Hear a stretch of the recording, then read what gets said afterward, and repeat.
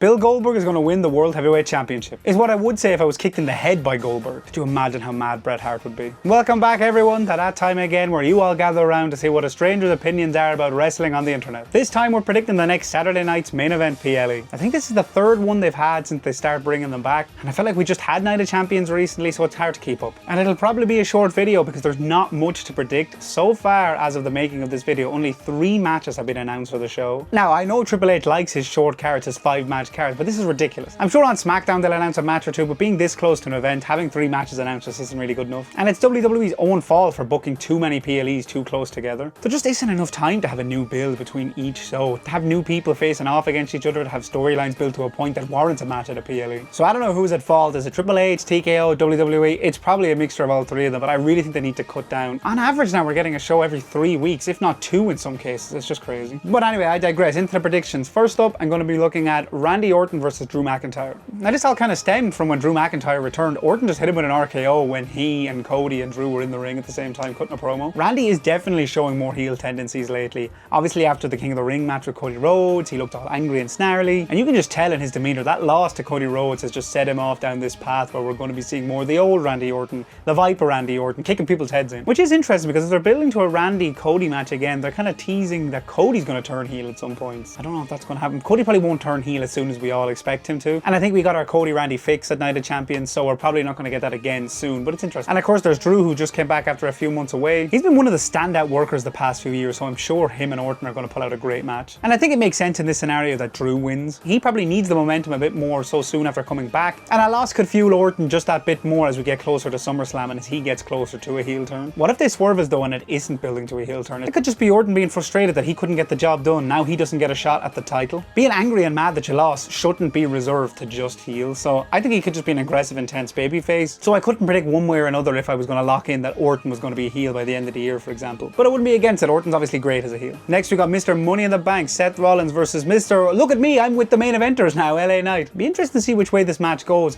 I'm sure there's going to be some shenanigans from Braun Breaker and Bronson Reed at some point. I feel like they are using the storyline as a vehicle for 2 purposes. On one hand, it's obviously to keep Seth present in people's minds. He's going to be that looming threat over the WWE with that Money in the Bank for a few months to come, in my opinion anyway. So we got to keep him visible, and in LA Knight's case, it's probably Triple H finally trying to elevate him to that top of the card status. He's floated in that mid to upper card status for years now, so maybe they're trying to finally pull the trigger. That would lead you to believe that LA Knight is going to win this match because of course Seth Rollins can take a loss and it won't hurt him. I don't know, I just got a good feeling. These Saturday night main event specials, you know, they're not full-fledged PLEs, so I feel like we're getting a DQ finish in here. I feel like Knight will have it wrapped up with the BFT and either Breaker or Reed is going to come in and cost him the match. I mean, technically he'd get the win in that case from DQ, but you know what I mean. I feel like in Triple H's eyes that protects both guys. You know, Seth can't take a loss because he's Money in the Bank. LA Knight can't take a loss now because they're trying to actually push him. But again, if history repeats itself, LA Knight's probably going to lose. No, but I do feel like it'll be a solid match. Seth's work speaks for itself, and LA Knight has had some great performances over the years, especially if he's in there with someone who can elevate him to a higher level. But my prediction is LA Knight wins by DQ. And in the final match announced for this show, the match that I think me and most people are looking forward to, it's Gunther versus Goldberg for the World Heavyweight Championship. Now this show is taking place in Atlanta, Georgia, WCW's old stomping ground. Goldberg, of course, probably WCW's best homegrown talent, one of the most iconic figures of the Monday Night Wars, and I don't know if it's been confirmed or not yet. I mean, it's heavily implied and we're kind of all pretty much certain it is that this is Goldberg's retirement match. So this being Goldberg's last match, basically in the spiritual home of WCW, in front of his family, I think Gunther should kill him. I don't mean figuratively in the wrestling sense, I mean Gunther should murder Bill Goldberg. No, look, jokes,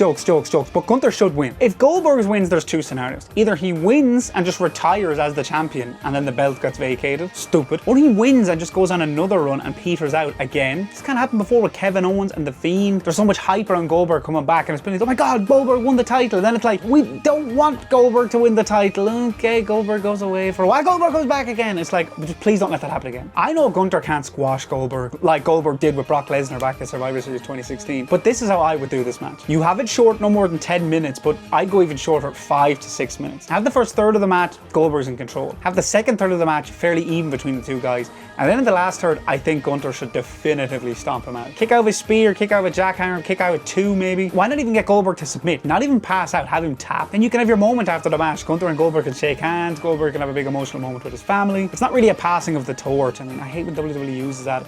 Like, Rock Hogan wasn't a passing of the torch either. The Rock was already a massive star. Not every match between a guy and another guy who's like 10 years older than him and he loses is a passing of the torch moment. But anyway, that's how I think it should go down. Gunther should win. He's going to win. Hell, he's going to win. And I think that'll be good for Goldberg and his legacy. If Goldberg goes out with a really fast-paced match, really high intensity, kind of that shock factor from Survivor Series 2016 and the following WrestleMania between him and Lesnar, I feel like that could go a long way in kind of washing over some of the more Goldberg stuff in the past few years. Our lasting memory of him in wrestling is going to be what a match with Gunther. Instead of a really long, plodding, drawn-out match where the wrong guy wins. I don't know if anybody's told you this, but wrestling isn't real. And yes, titles and wins are important, but when you're coming to the end of your career, not really. It does far more for Goldberg if he goes out the right way and fans look at him and be like, good job, rather than him getting another title, another stat on his Wikipedia page. The two guys do have similar styles. Big guy, surprisingly athletic. I mean, Goldberg back in the day. Strong, powerhouses. So I think if done right, it can be a really, really good match, but just do it right. Sometimes we want unpredictability in wrestling, sometimes we don't. This is one of the cases we don't. There's a right way to do this, and I think they should go with it. That's it in terms of matches. There is a rumor that AJ Styles and Dominic Mysterio is going to have a match on this event for the Intercontinental title. This was supposed to happen at Night of Champions, but Dom got injured, and I was actually really looking forward to that in that event. It was my pick for the match, will probably be the sleeper hit on that show. And if it's on this show, I gotta say the same again. AJ Styles is an all-time great, and Dominic Mysterio keeps on surprising people with how good he is in the ring, and with his character work, of course. But in the ring, Dom is improving so quickly. So I hope that match goes ahead. If I was to predict who wins, I'd give Dom the win in this case. It kind of prolongs the story just that bit longer. Maybe AJ can take it off him at SummerSlam, but I'd go with Dom. But I don't even know what's happening. That's it. Do you agree with my picks for the 4,800 PLE of the year so far? I'll be doing another video shortly on my Evolution 2 picks, which takes place the day after Saturday Night's Main Event. So look out for that one. But am I looking forward to this show? I'm kind of half and half. I'm really curious to see where they go with Gunther and Goldberg, because you just never know when people are returning after a long time out of the ring, what WWE is going to do with them. In terms of the other two matches, I feel like they're kind of filler, like until we get to SummerSlam type feud matches, but I'm sure they'll deliver. Thanks so much for watching. Let me know your predictions down below, and I'll see you in the next one.